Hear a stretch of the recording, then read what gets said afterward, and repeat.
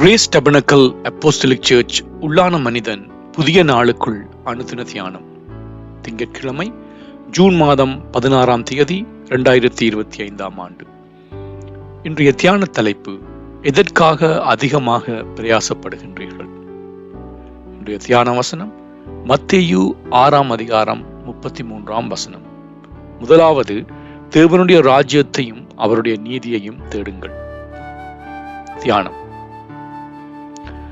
நாம் ஜெபத்துக்கு செல்லும் போது பரலோக பிதா என்று நம் தேவனை அழைப்பதினாலே ஆறுதல் அடைகின்றோம்.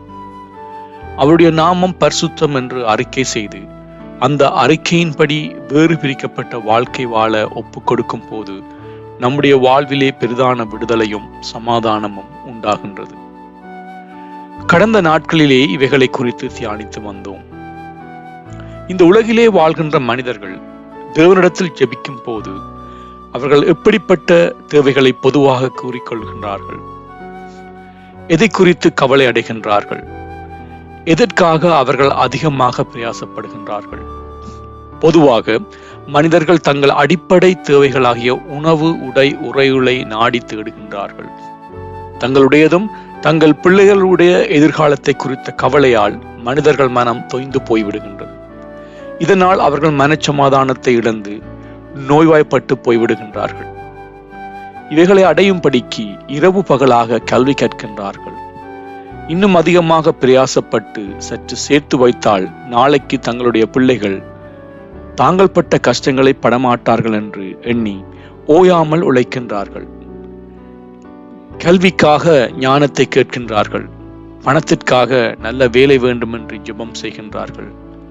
வியாபாரம் பெருகும்படிக்கு ஆசீர்வாதத்தை நாடி தேடுகின்றார்கள்.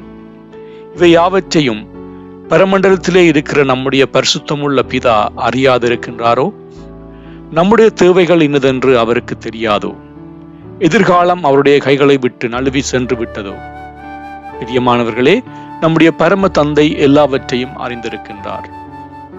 அவரை இன்னார் என்று அறியாதவர்களே இவைகளை நாடி தேடி பிரயாசப்பட்டு தங்கள் நிம்மதியையும் தங்களை சூழ இருக்கிறவர்களுடைய நிம்மதியையும் குலைத்து விடுகின்றார்கள்.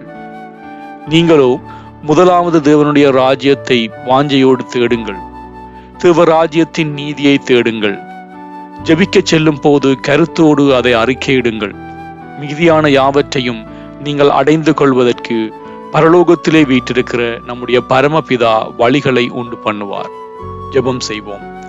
பரலோகத்திலே வீற்றிருக்கிற பரம தந்தையே, உம்முடைய ராஜ்யத்தை குறித்த வாஞ்சை என்னில் பெருகும்படிக்கு அதன் மேன்மையை உணர்ந்து கொள்ளும் இருதயத்தை தந்து வழிநடத்தி செல்வீராக.